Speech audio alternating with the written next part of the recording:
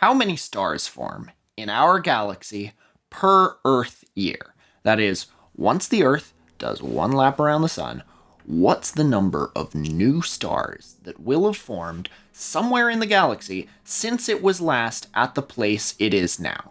Astronomers aren't quite sure, and answers vary a lot.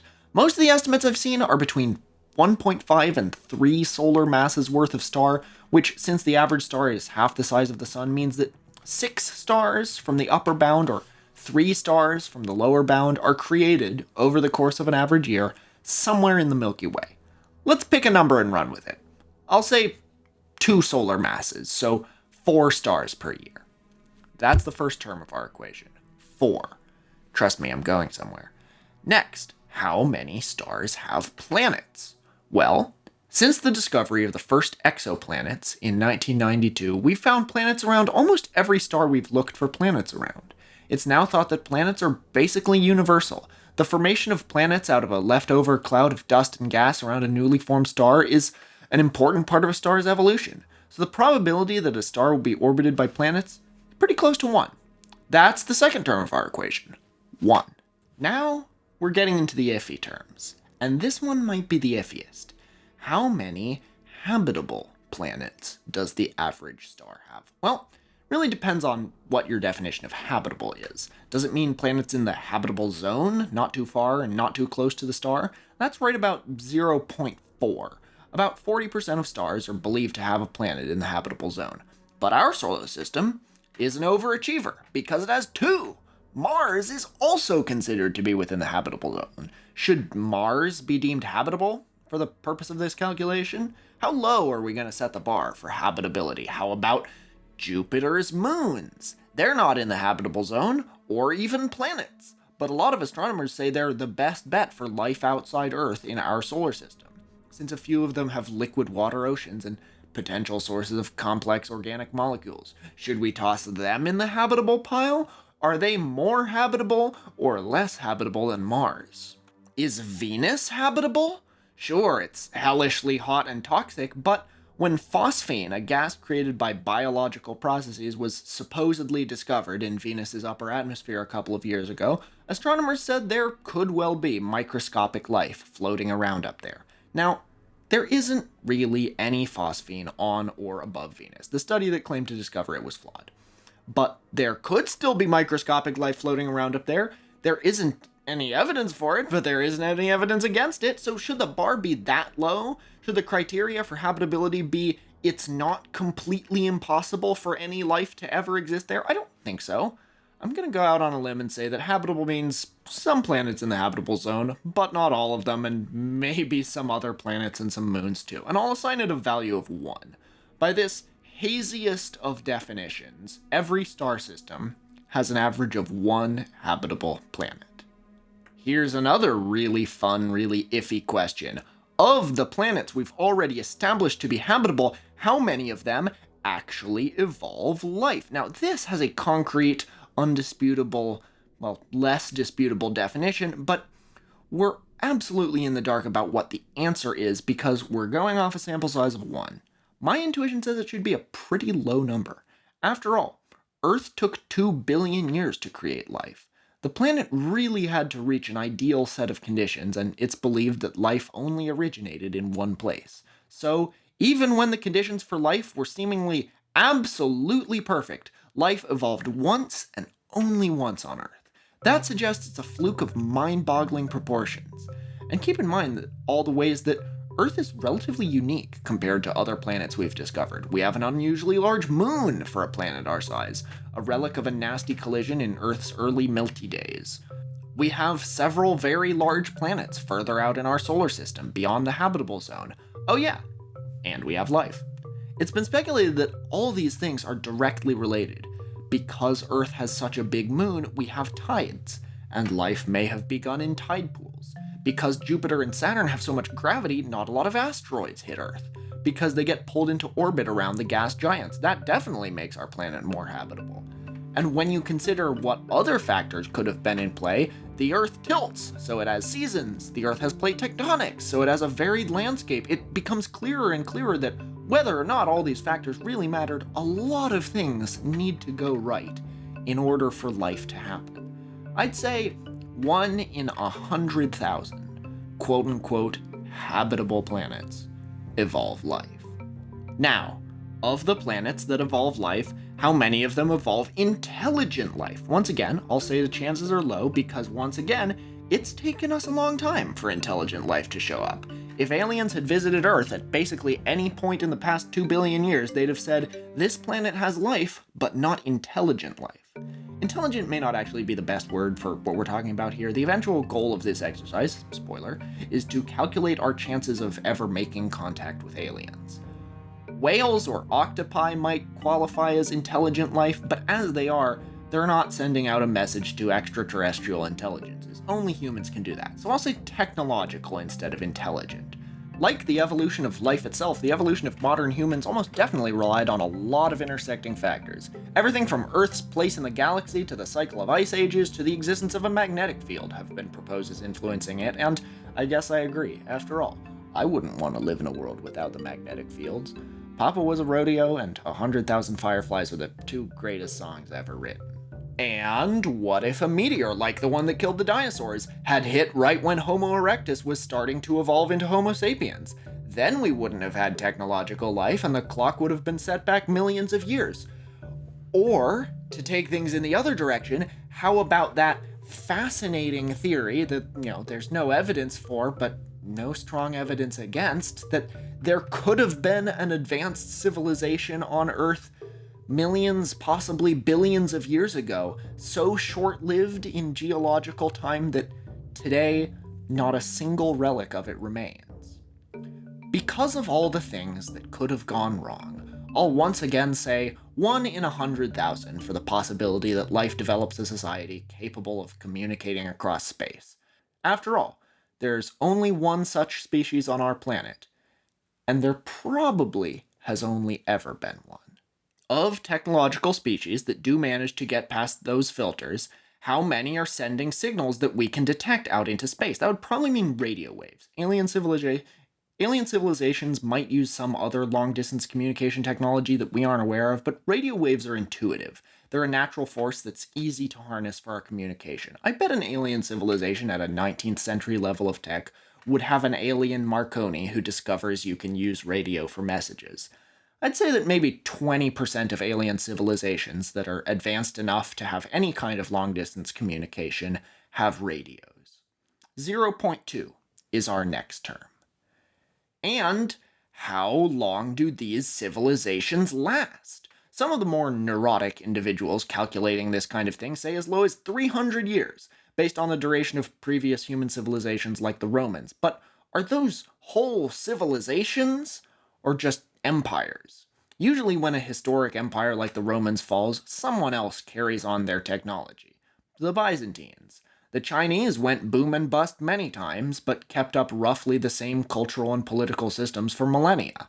And for the purposes of this calculation, we need to know how long a technology lasts. There have been very few societal collapses that led to an actual lasting reversal in technological progress, and there has never been one that spanned all of Earth. David Grinspoon, who holds the title of astrobiologist at the Planetary Science Institute, and also happens to be the uncle of a friend of mine, which is a total coincidence because he's one of the top authorities in the world on the possibility of alien life, and I'd be citing him in this episode even if I didn't know his nephew.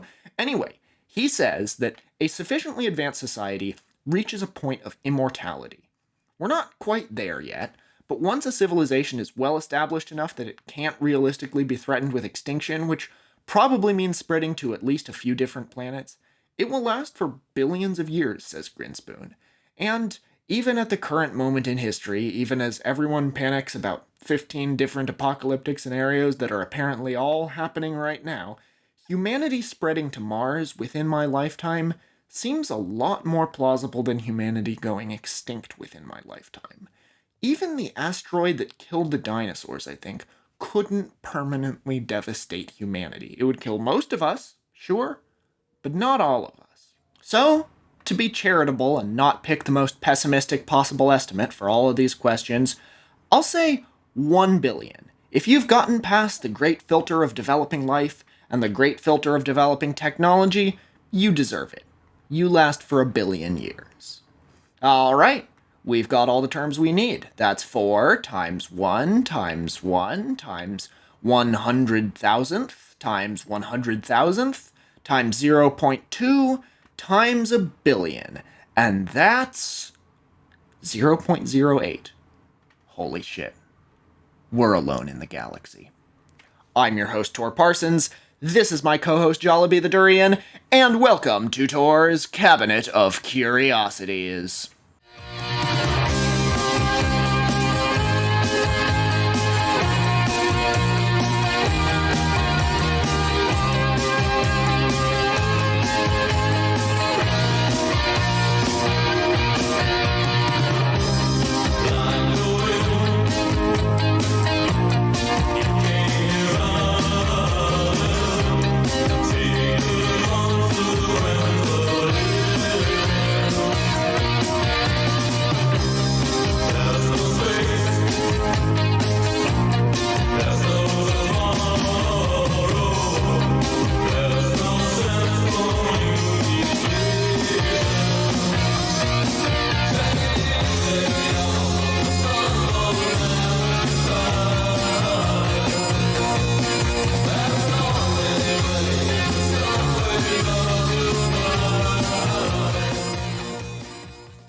What I just did is called the Drake equation. Formulated by astronomer Frank Drake in 1961, it aims to calculate how many alien civilizations there are out there that we could conceivably communicate with. You can't really draw any conclusions from it because, as I showed, most of the terms don't have a set answer, and the range of potential answers could be incredibly huge. When Drake himself first calculated the equation at the Green Bank Telescope in West Virginia, he estimated that there could be 100 million civilizations in the Milky Way that we could access.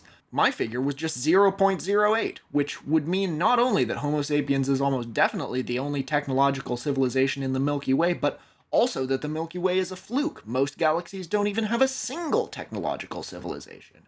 There are enough galaxies out there, even in my pessimistic calculation, that there must be other civilizations, but they're so far away, we may not have any chance of ever establishing contact with them. Even if you take out the requirement that a civilization has to use the same communication methods to be reachable, that would still only bump my number up to 0.4. Still more likely than not for a given galaxy to be devoid of intelligent life. So, how did Frank Drake get such a wildly different answer? He assumed that if a planet was habitable, there was a 100% chance it would develop life, and if life existed, there was a 100% chance it would evolve into intelligent life. That's a far cry from the estimates I used. Now, who's right? Drake or me?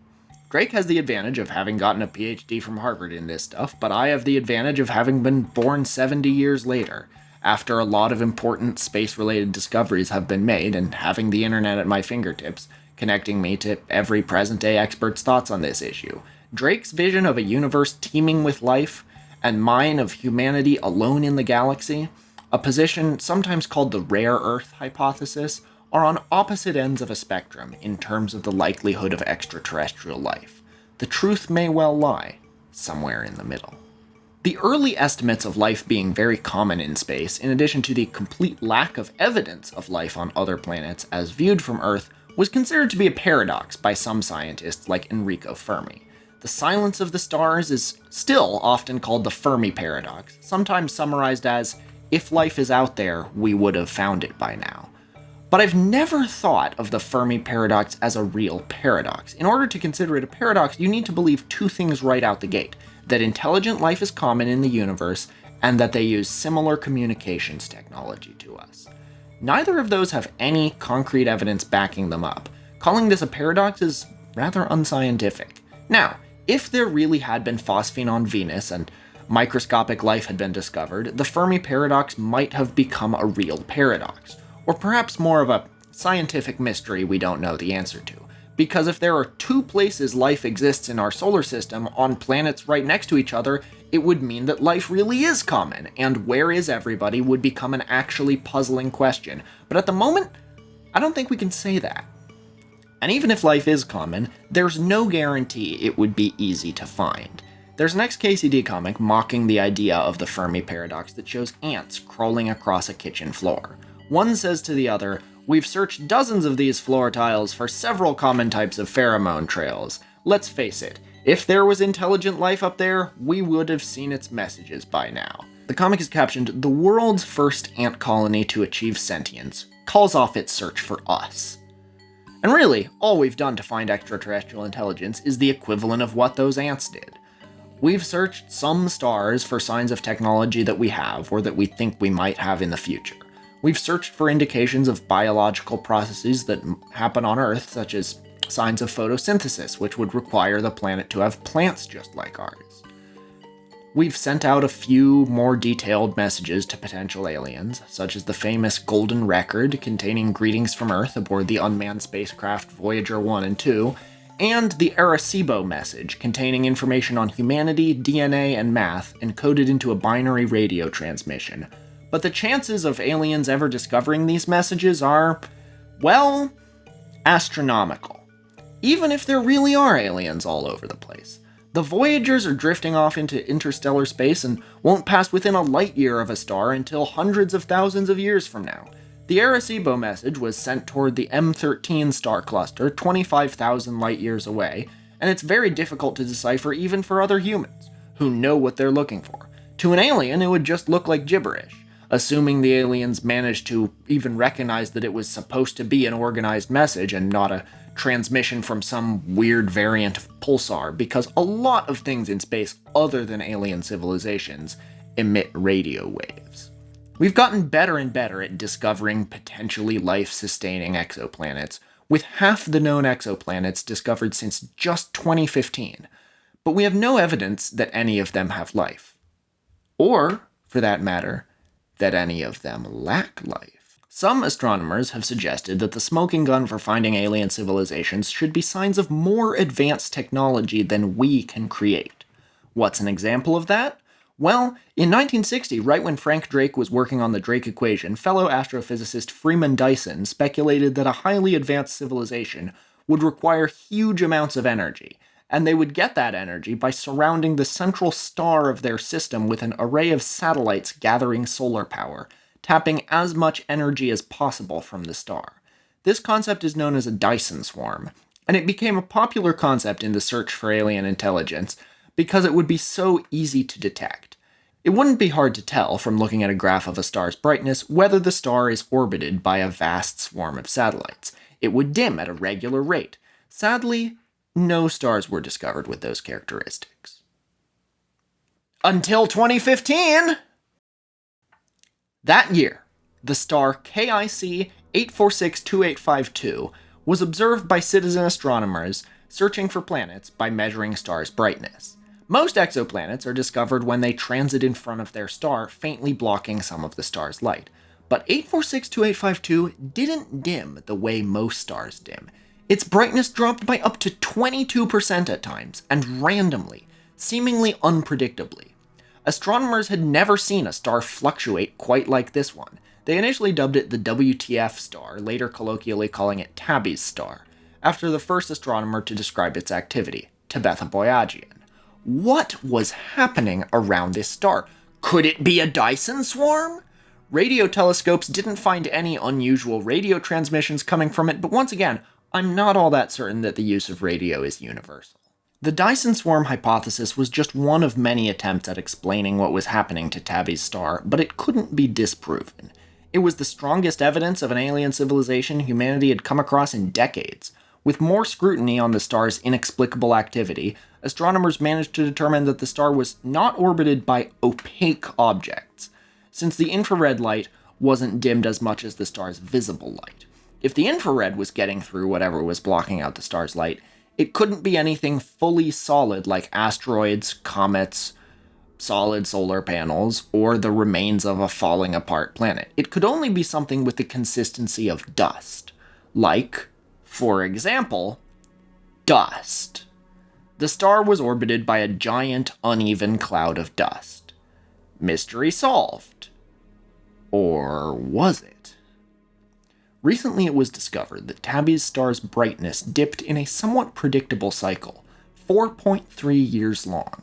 First in 2013, before anyone had noticed anything weird about the star, then in 2017, and again in 2021. This hasn't been totally confirmed yet, but there's good evidence to back it up. It's not just confirmation bias. This coincides with other, shorter, less significant cycles in the brightness, implying that whatever it is surrounding Tabby's star, it has some regular structure to it. It still could be, and probably still is, dust. But we'll have to see what happens this year, when the significant dimming period begins again. Watch this space, literally. This video may be outdated before long. Astronomer Gary Sacco says that if the dimming in 2025, when the 4.3-year cycle repeats, is deeper than it was in 2021, an alien megastructure once again becomes a plausible hypothesis. If it's dust, there would be less dust over time, because it would have to be the result of a planet or asteroids ripped to shreds by the star's gravity, and that's what we've been seeing since 2013. But there are also archives of the star dimming in 1978, and all the way back in 1935, long before the star had officially been named and its mystery hit the astronomical community's headlines. And in both those cases, the dimming is still there, and its magnitude isn't consistent with a constant declining trend. Could it still be dust? Yeah, and it probably is. But it's one of the few cases so baffling that aliens are a legit possibility. That's all fine and good, but how about receiving messages from space? We've sent messages out into space. Wouldn't intelligent aliens do the same? If there are aliens, why have we never gotten transmissions from them? Or have we? On August 15th, 1977, radio astronomer Jerry Amon was looking at a printout of information recorded over the past few days by Ohio State University's Big Ear, a 53-meter radio telescope. Compiled and converted to an alphabetical code by an early IBM computer, Amon found a bizarre signal, far more intense than anything the Big Ear had ever picked up before. On the punch card printed out by the computer, the burst of radio transmission was marked as 6EQUJ5, indicating a very powerful and long-lasting signal, detectable for the full 72 seconds that Big Ear was able to pick it up. Not fully believing what he was seeing, Amon circled the signal on the card, marking it WOW! This became the transmission's nickname in the scientific community, the WOW signal. And all these years later, it's still every bit as deserving of its name. The Big Ear was receiving transmissions from two separate areas of space at that point, out near the constellation Sagittarius. The WOW signal came from just one of the two areas, but we can't determine which. Most suggestions about its origin were fairly easy to rebut. Amon speculated that it could have been a transmission from Earth, bounced off a defunct satellite and pointed back towards Earth, but he later said he wasn't sure a satellite could reflect such a powerful signal. In 2017, several media outlets announced that the mystery had been solved, as an astronomer from Florida, it's always Florida, claimed that it was sent by a particular pair of comets that were in the area the signal came from at the right time. But the entire scientific community rebutted him, saying those comets weren't in that area of space at the time, and comets don't emit waves of that frequency, let alone that much power. But in order to be truly wow-worthy, the wow signal would have to be repeatable. There'd have to be something out in space that keeps sending us that signal. Dozens of astronomers at dozens of observatories since then have tried to recreate the wow signal, but nothing like it has ever been picked up again. This definitely adds to the signal's mystique, but it also means that it's impossible to study and can't be confirmed by the scientific community. Though it's the strongest candidate ever detected for an alien transmission, the true origin of the wow signal will probably never be discovered. But the most plausible candidate for the human observation of alien technology came swinging through our solar system in 2017. This is the story of Oumuamua. It's kind of surprising how few interstellar objects we've discovered within our solar system. It's known that objects that aren't from the solar system can and do drift past the sun from time to time, but usually they're much too small or distant to be detected. If you're thinking, well, what about comets? Comets don't count. Comets come from the Oort cloud, out beyond the planets, but still part of the solar system. It took all the way until 2014 for a confirmed interstellar object to be identified. a small meteor that had landed in the Pacific Ocean. And some people still dispute that one. But the first widely publicized, 100% agreed upon thing from outside our solar system came zipping into our cosmic neighborhood in 2017. And thing is really the best way to describe it. Named Oumuamua, after the Hawaiian word for scout, which literally means first visitor from far away, it's probably not a conventional comet or an asteroid. Its brightness allowed astronomers to determine its movement, and its movement allowed them to determine its shape, and scientists say flat. It's got a more unusual shape than anything ever detected in the solar system.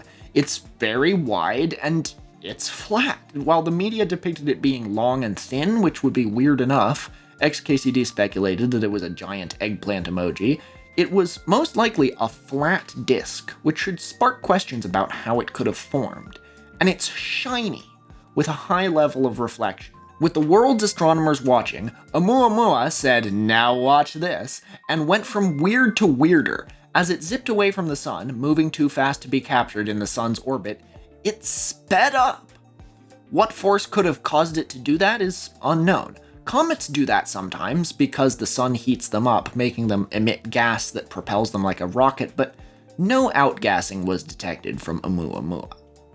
Like our other two anomalies, Oumuamua probably was not created by aliens. But we have no idea what Oumuamua could have been, and every hypothesis has holes. Nearly every suggestion has been shot down by other scientists. A popular theory for a while suggested it was a space iceberg, a chunk of frozen hydrogen, a concept never discovered or theorized before until it was thought up to explain Oumuamua. Later it was found that if such spacebergs exist, they can't survive floating through interstellar space at high speeds, like Oumuamua was doing. Avi Loeb, the chair of Harvard's astronomy department, suggested that amid all the confusion, the most plausible explanation really was that Oumuamua was alien technology. He continues to believe, and keep in mind, this is not Alex Jones, this is Avi Loeb, the chair of Harvard's astronomy department. He thinks that Oumuamua was a solar sail, a form of spacecraft that uses a gigantic mirror to harness radiation from stars for its propulsion, the way sailboats harness the wind. Solar sails aren't hypothetical. A few experimental solar sail spacecraft have been built on this planet, and solar sails have been speculated as an ideal propulsion system for a slow, long-distance unmanned spacecraft sent to study distant planets. Loeb says he believes this is exactly what Oumuamua was, an alien probe sent to cruise past our solar system to gather data on whether there was anything worth studying there. And given that Oumuamua definitely got close enough to Earth to notice weird things going on, the Oumuamuites might be back before long. Unlike the WOW signal, we may yet discover what Oumuamua, which I'm not making this up, my laptop suggested Yo Mama as an alternate spelling for, we may yet discover what Oumuamua was. It's well on its way out of the solar system by now, but we do have the technology to launch an unmanned probe to catch up with it. And that's exactly what the UK's Initiative for Interstellar Studies wants to do. Their Project Lyra intends to launch a spacecraft about the weight of a 10-year-old, with one of SpaceX's Falcon Heavy rockets, which can catch up to Oumuamua and land on it within 26 years. It's not clear whether this project will go ahead, and there's no scheduled launch date, but a lot of prominent scientists are on board. Speaking of Avi Loeb, he has an entertaining answer to the so-called Fermi paradox. I think Fermi was showing arrogance in saying, where are they? Where is everybody? You know, if you hold a party and nobody shows up, you can say, where is everybody? And obviously, the reason nobody showed up at your party is because you're not very interesting. You know, why would they show up? I mean, why would they care about you? You are assuming that you are so important that they must come and visit you if they exist out there. But they can have their own parties. And that is one of the speculated reasons why, if extraterrestrial life is common, aliens haven't visited us. Maybe we're just not very special. The nearest aliens may have a technological head start of millions or even billions of years on us, especially if the star they orbit is older than the sun, so to them, we're just like ants or bacteria, meriting a flyby with one of their cheap solar sails, but not much else. Maybe they have their own version of the Drake equation, but a different bar for what constitutes intelligent life. To back up my theory about intelligent life being rare, I like to imagine aliens visiting Earth during the time of the dinosaurs. They'd see a world teeming with life, but no civilization. Well, what if the aliens would say the same of Earth today? Intelligence is, after all, subjective. The use of tools and technology really isn't, but it's possible that there are aliens so advanced that they consider making the jump to using tools as a step as primitive as the jump from unicellular to multicellular life. It's a start, they'd say, but there's a long way to go before those Earthers really become advanced. Others suggest a much darker twist on the Fermi paradox. To once again quote XKCD, imagine you're a scuba diver looking at the ocean floor. You know there's a fish there, but you can't see it. Why? Maybe the fish looks like sand. And what does that tell you about the ecosystem? This is known as the dark forest theory, after a book by Chinese sci-fi author Liu Cixin. Maybe advanced civilizations know that contact with other species is dangerous, so they find ways to hide. After all, when civilizations have met for the first time on Earth, it's rarely gone well, especially if one has a technological advantage. Under this scenario, alien civilizations may be fully aware of us, carelessly transmitting our radio signals out into space, naively unaware of the real reason we've never picked up a confirmed radio transmission from aliens. Or maybe advanced alien civilizations haven't made contact with other species, not because it really is dangerous to send messages out into space, but because they have their concept of the Fermi paradox too, and they've come to believe that the dark forest theory is the most plausible one. Given that the dark forest theory is gaining credence among people who consider themselves serious about space, I'd love to write a sci-fi story that turns the idea on its head, since it's been around long enough that it's ripe to be subverted now in an optimistic way. Imagine a world where the galaxy is inhabited by dozens of advanced civilizations, each aware of all the others, but uncertain if the others are aware of them. Each one thinks they're keeping the other ones in check, and the day any other civilization establishes first contact, it'll spell doom for one or both of the parties involved. They have the technology necessary to cross interstellar distances, but they have prohibitions against ever building it. Then humanity, plucky, gung-ho humanity, reckless in the best and worst ways, develops interstellar spacecraft and immediately sets out to investigate a planet where they've discovered a biosignature, something like Tabby's star, and they make contact with a more advanced civilization, and it turns out it goes just fine. It would be like the Aesop's fable about the prisoner who, after years in jail, finally decides to try the door on a whim, and it was unlocked all along. But I have a favorite solution for the Fermi paradox, or perhaps a second favorite solution, because I really do believe that Earth and humanity are rare, and alien civilizations are unlikely to form. But if we're going to assume that there are plenty of them, my preferred hypothesis is this. A sufficiently advanced society may last forever, but it won't advance forever.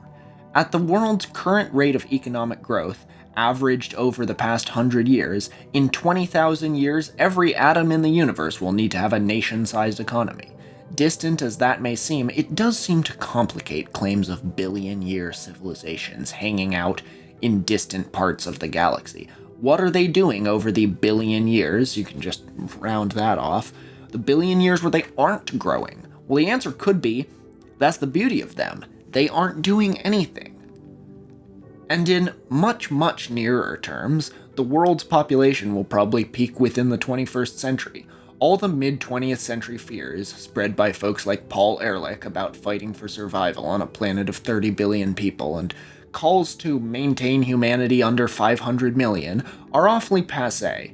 We reached 8 billion in 2022, but we might never even reach 10 billion.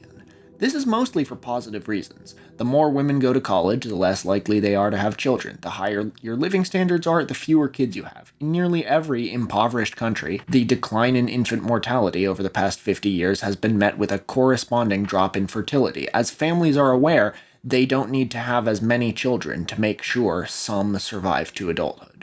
Medicine is a lot better these days. We aren't implanting goat testicles into human testicles anymore. By the end of the 21st century, if the present trends continue, most countries will have fertility rates below replacement. What happens then? Well, we'd need to significantly reshape our economy. Our entire economic system is based on the idea that growth is the norm. Ultimately, though, economic growth is based on population growth. I doubt we'd be able to sustain a perpetually growing economy under a gradually shrinking population. Living standards won't fall, but there won't be much more technological progress, since that too is based on the need to deal with growth. The peak in human population is an endpoint to the future. A boring utopia, you could say.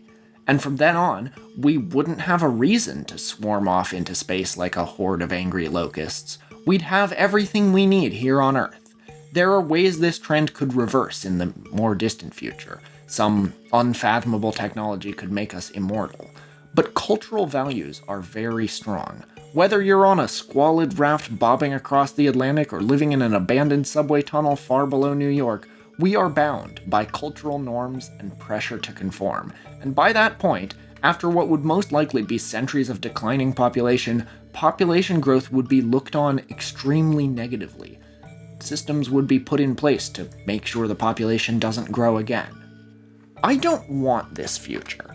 I believe in a world of embiggening, one where we're always pushing forward until there are no worlds left to conquer.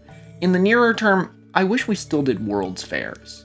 Events where people can go and marvel at the new ways technology is going to improve their lives, all presented without a shred of shame or irony, the carousel of progress animatronics proudly singing "There's a great big beautiful tomorrow." Forever. And people take their kids to gawk at this celebration of human ingenuity and don't immediately go home and write op-eds about how this is a dystopian attempt by the outgroup to enslave us with worthless, useless technologies that won't work, and if they do, it'll be worse. For that, we don't need technology to change, we need culture to change.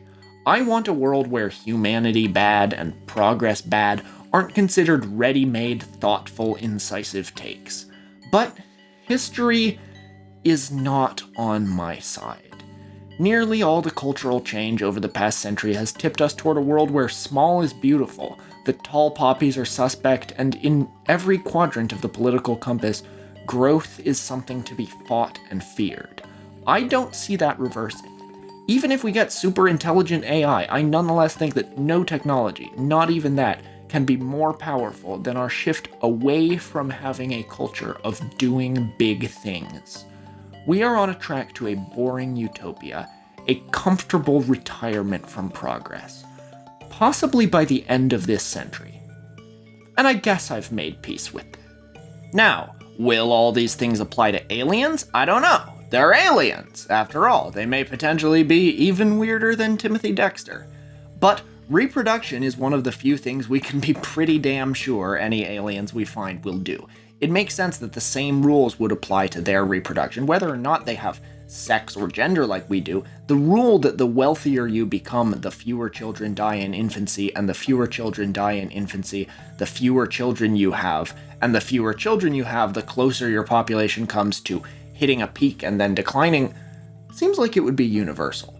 So maybe that's why we don't see any evidence of aliens trying to reach out to us. Maybe there's a point where every civilization stops growing and becomes comfortable, peacefully declining in population. They might still be out there, just uninterested in exploring. Or maybe they are very much interested in exploring. Maybe they're exploring Earth right now.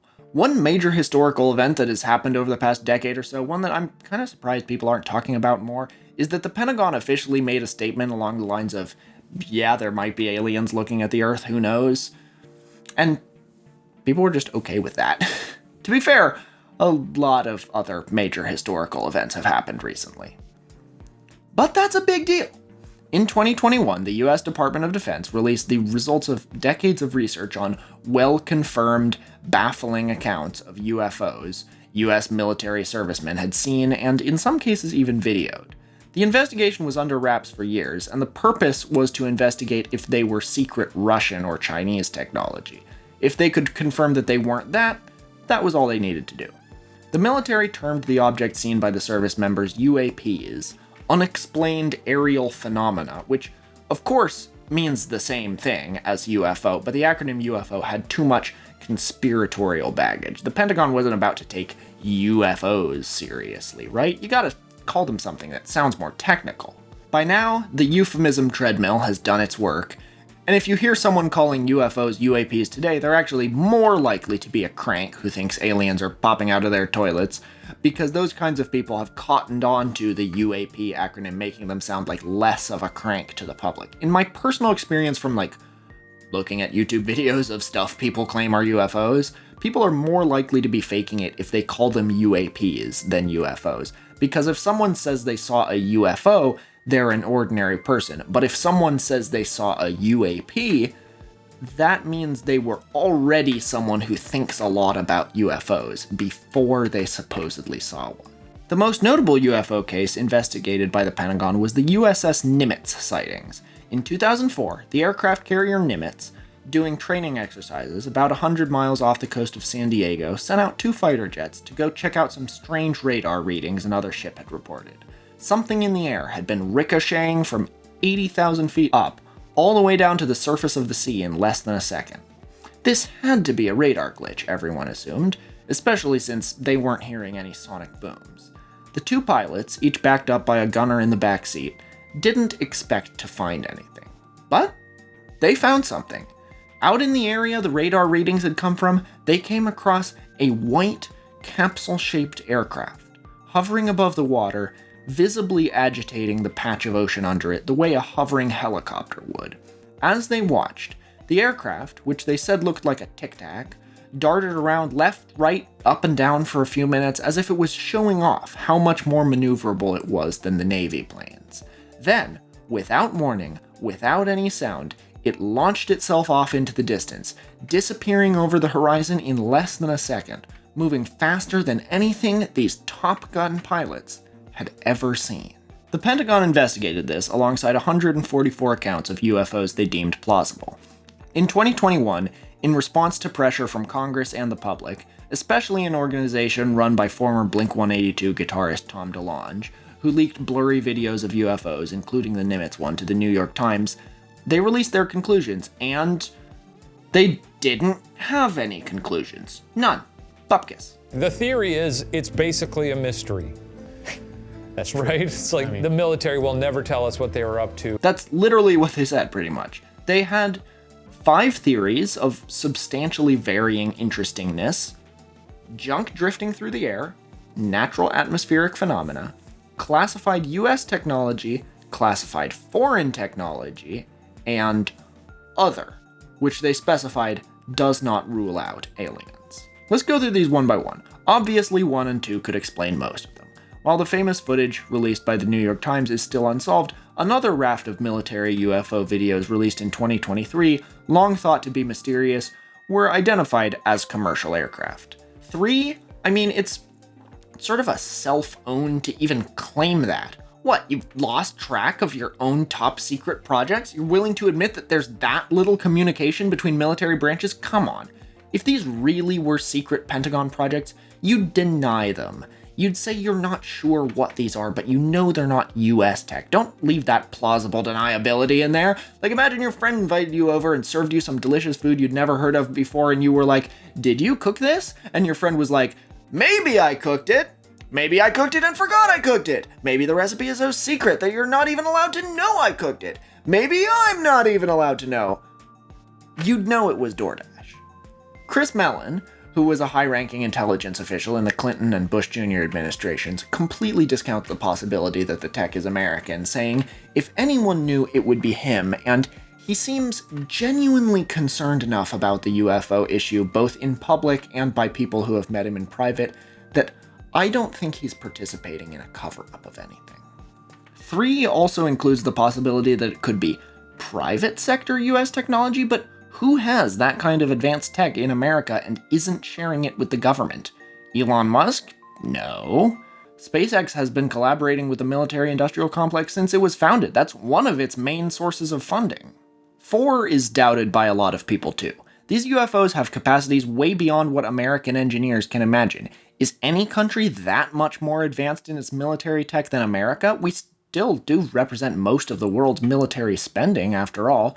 I bet you're expecting me to say that China could have built these, because I did a whole episode a week ago about how Chinese infrastructure is so far beyond ours, but China most likely could not have built these. Yes, if you go to China right now with its high-speed trains and dazzling new architecture and ubiquitous use of QR codes for everything, it feels more technologically advanced than America, but most of those technologies were invented in the West. The main reason they're not as common in America, as I argued in that video, is because of regulatory issues. Right now, the tech world is losing its shit over DeepSeek, the Chinese AI language model that's on the level of anything Silicon Valley could produce, but that's the thing. Everyone is shocked that the Chinese AI equaled, not surpassed, American AI. Everyone is shocked that it turns out China is on the same level as the US. Every way in which China seems to have better tech than the US is political, not technological. America is still number one. On Earth, that is. And these sightings were in 2004. China was barely a major world power yet back then, and Russia was crawling out of an economic collapse twice as bad as the Great Depression. Several US Navy pilots, who know their shit about aircraft, saw a capsule-shaped aircraft accelerate to unimaginable speeds without a sonic boom over 20 years ago now. No country has aircraft even now that can go supersonic without a sonic boom. NASA is currently testing a, quote, low boom plane that just makes a thud, but that's the result of decades of top-notch engineering, and the thing the Nimitz pilots saw was not very aerodynamic and apparently completely silent. What the hell did they see? There's one UFO case that resembles the Nimitz one, and it's a famous one. In fact, the number of parallels to the Nimitz sighting are pretty striking. These pilots weren't the first people to see a white, tic-tac-shaped aircraft that ascended vertically, visibly disturbing the patch of ground under it, and then zipped off horizontally at a crazy speed without a sonic boom. Lonnie Zamora, a Socorro, New Mexico police officer, saw something like that on land in 1964. Today, it's considered one of the most baffling UFO cases, not least because there was physical evidence, burned brush in the desert, right where Zamora had seen the thing ascend into the air. Do I really think there's a connection between those cases? No. But it's fun to engage in a bit of wild speculation, and I think the fact that the Pentagon itself is publicly throwing up its hands in confusion gives us a license to do some wild speculation of our own. While SETI, the search for extraterrestrial intelligence, and the field of astrobiology, that is the study of aliens that could hypothetically exist somewhere out there, have been legitimate scientific fields for decades, the Pentagon report moved more out there, previously conspiracy-minded lines of thought into the mainstream. If the US military and intelligence services are willing to go on the record and say there could be aliens looking at Earth, who knows what they're willing to say off the record, right? Largely due to the efforts of Tom DeLonge and his group To the Stars Academy, which is explicitly about trying to get the military to disclose evidence of aliens DeLonge thinks they're hiding, the main spokesman for America's new public burst of interest in UFOs is Luis Elizondo. He was the director of the Pentagon's Advanced Aerospace Threat Identification Program, ATIP, and he totally believes that the Tic Tac style craft and other recent UFO sightings are aliens. He's certainly got a legit sounding pedigree. He has a background of high-ranking roles in Army counterintelligence and was specifically named by Nevada Senator Harry Reid to lead ATIP. But Elizondo hasn't been a full military member since 2012. Other people who worked in the Pentagon have claimed that Elizondo never had as front and center a role as he claimed he did, and lately Elizondo has been going around doing everything short of identifying frisbees as UFOs. He's been going on a speaking tour, charging $150 to see him talk about aliens. People can send him UFO photos for him to discuss in his talks. One was a deliberate hoax to see if he would fall for it. He did. It was a reflection of a lamp against a window. Still, though, is the military covering up evidence of aliens has become a much less conspiratorial question to ask in the aftermath of this investigation going public. Engineer James Lakatsky claims the government captured one of the Tic Tac spacecraft and he was put in charge of a top-secret program to reverse engineer it. If it's top secret, why are we hearing about it? Why is James Lakatsky self-publishing books about it, seemingly in no fear for his life? Former intelligence officer David Grush has made similar claims, but he's even testified to Congress about how the military is hiding alien tech. Why would the Pentagon let him do that if he was telling the truth? I think if the Pentagon really was hiding evidence of aliens, they wouldn't issue such an embarrassing, we have no fucking idea kind of document. If they were hiding evidence of aliens, there's a pretty obvious course of action. They'd publicly say the UFOs are top secret American tech, and force any would-be whistleblowers to toe that line by any means necessary. That way, the public gets an answer that makes sense to them, the UAP people don't trust them, but they aren't going to trust them anyway, and America's enemies are baffled by the advanced technology America claims to have. The fact that they are unapologetically that confused, I think, suggests that the top minds in the world's most powerful military truly are confused. And so, the mystery remains. Yes, maybe we will eventually reach that boring utopia. Yes, maybe the default state of an advanced civilization is for it to have gotten through its brief growth spurt and leveled out at a level of technology below the ability to go interstellar, with a culture that enforces comfortable stagnation and the law of Yanta. Maybe that's the great filter, and someday we'll be in a 17776 world where nothing ever changes again. But boy, oh boy, are we not there yet. Boy, oh boy, are we in a time of rapid change right now, and I, for one, am here for it. In the words of one of the greatest poets of our era, I'm here for an atypical and high perplexity time, not a good time. Keep your eyes to the skies, curious people. The truth, whatever it may be, is out there.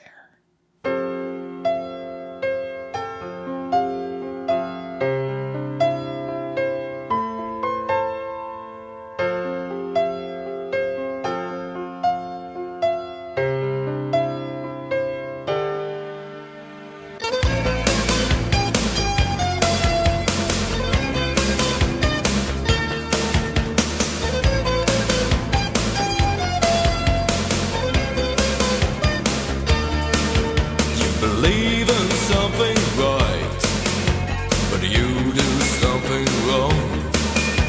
A loaded question will break your bones, what puts you on your knees. You paint the walls in red, the color of your heart, but the man